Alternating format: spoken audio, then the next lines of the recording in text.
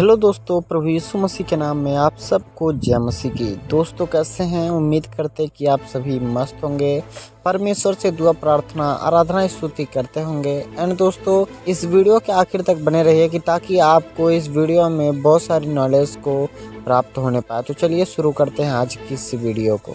दोस्तों आज हम बात करेंगे मत्ती की पुस्तक उसके 15 अध्याय 10 से 20 आयत तक। तो आइए पढ़ते हैं। इसका हेडिंग है अशुद्ध करने वाली बातें। तब उसने लोगों को अपने पास बुलाकर उनसे कहा, सुनो और समझो, जो मुंह में जाता है वह मनुष्य को अशुद्ध नहीं करता, पर जो मुंह से निकलता है वही मनुष्य को अशुद्ध करता है। तब चेलों ने आकर उससे कहा, क्या तू जानता है कि फरीसियों ने यह वचन सुनकर ठोकर खाई? दोस्तों इन आयतों का अर्थ यही है कि यीशु मसीह अपने लोगों को अपने पास बुलाकर कहते हैं, सुनो और समझो, जो मुंह में जाता है वह मनुष्य को अशुद्ध नहीं करता, पर जो मुंह से निकलता है वही मनुष्य को अशुद्ध करता है। तब चेलों ने आकर उससे कहा, क्या तू जानता है कि फरीसियों ने यह वचन सुनकर ठोकर खाई? इसका अर्थ यही है कि हम जो खाना खाते हैं वह हमारे पेट में जाता है तो यह हमें अशुद्ध नहीं करता, मगर जो हमारे मुंह से बुरी बातें निकलती हैं वही हमें अशुद्ध करती हैं।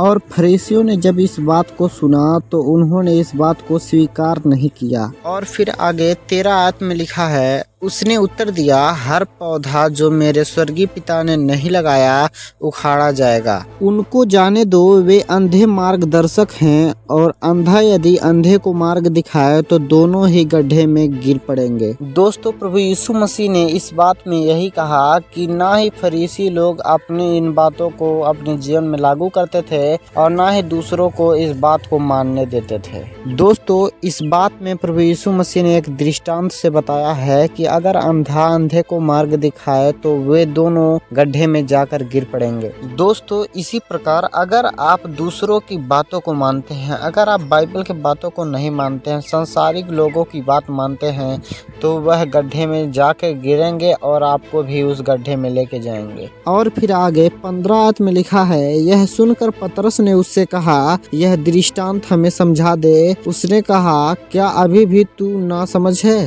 क्या तुम नहीं जानते हो कि जो कुछ मुंह में जाता है वह पेट में पड़ता है और संडास से निकल जाता है, पर जो कुछ मुंह से निकलता है वह मन से निकलता है और वही मनुष्य को अशुद्ध करता है। दोस्तों पतरस अभी भी इस दृष्टांत का अर्थ नहीं समझता है, इसलिए वह यीशु मसीह से पूछता है कि हमें इस दृष्टांत का अर्थ समझा दे। फिर यीशु मसीह कहते हैं, क्या तू अभी भी ना समझ है? क्या तुम नहीं जानते हो कि तुम जो कुछ भी खाते हो वह संडास के रास्ते से निकल जाता है, पर जो कुछ मुंह से बोलते हो वही मन को अशुद्ध करता है। और फिर आगे यहाँ साफ साफ लिख दिया है, क्योंकि बुरे व्यभिचार, हत्या, परस्त्रीगमन, व्यभिचार, चोरी, झूठी गवाही और निंदा मन से निकलती है और ये ही मनुष्य को अशुद्ध करते हैं, परंतु हाथ बिना धोए भोजन करना मनुष्य को अशुद्ध नहीं करते।